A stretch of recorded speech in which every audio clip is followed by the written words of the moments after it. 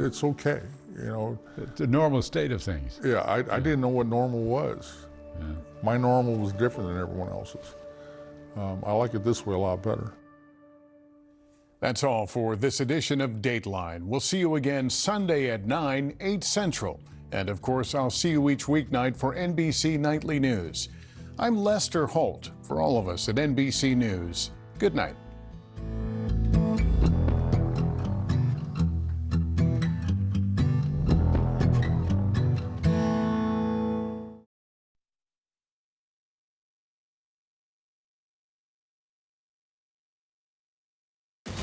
NBC4 News.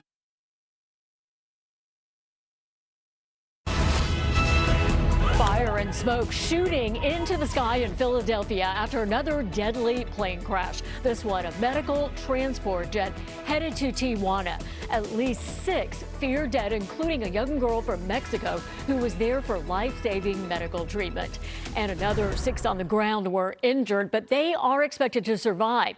NBC4's Macy Jenkins is in our newsroom with more on the crash, the investigation, and what comes next. Macy? Well, Kathy, the National Transportation Safety Board, or NTSB, is on site and trying to figure out why the plane went down. What we do know is that the jet climbed to at least 1,600 feet and disappeared from radar shortly after departing. A terrifying sight in northeast Philadelphia on Friday. Fireballs in the night sky after a medical jet slammed into a busy neighborhood. The whole sky lights up and then the explosion. A dash camera captured this angle of the fiery crash that officials say engulfed several homes. Some also concerned about the nearby businesses. Some of those employees there are my friends.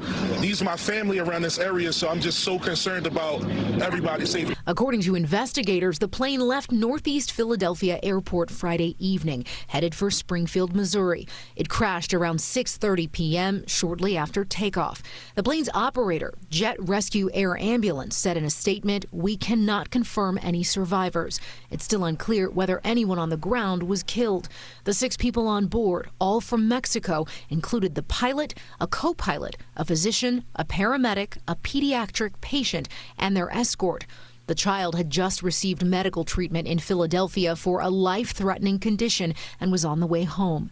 The flight's final destination was supposed to have been Tijuana after a stop in Missouri. And on behalf of 13 million Pennsylvanians, we are all here for Northeast Philly tonight in this very, very difficult moment. Philadelphia Mayor Sherelle Parker asking for thoughts and prayers for those on board and those on the ground who may have been affected. If there was ever a time when we needed to affirm what the One Philly philosophy means, the time is now, and I'm very proud about how our federal, state, and all of our local partners are working hard to deal with this tragedy.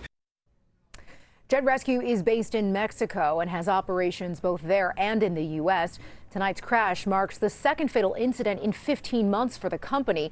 In 2023, 5 crew members were killed when their plane overran a runway in central Mexico and crashed into a hillside.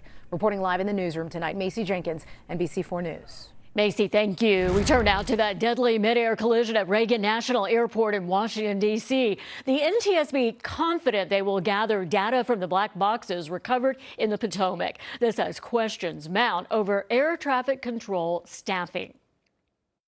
With thick fog hanging over the Potomac River, the black boxes from the regional jet and the Black Hawk helicopter are now at the NTSB lab in D.C. for a complete readout. We have a high level of confidence that we will be able to get a full download in the very near future.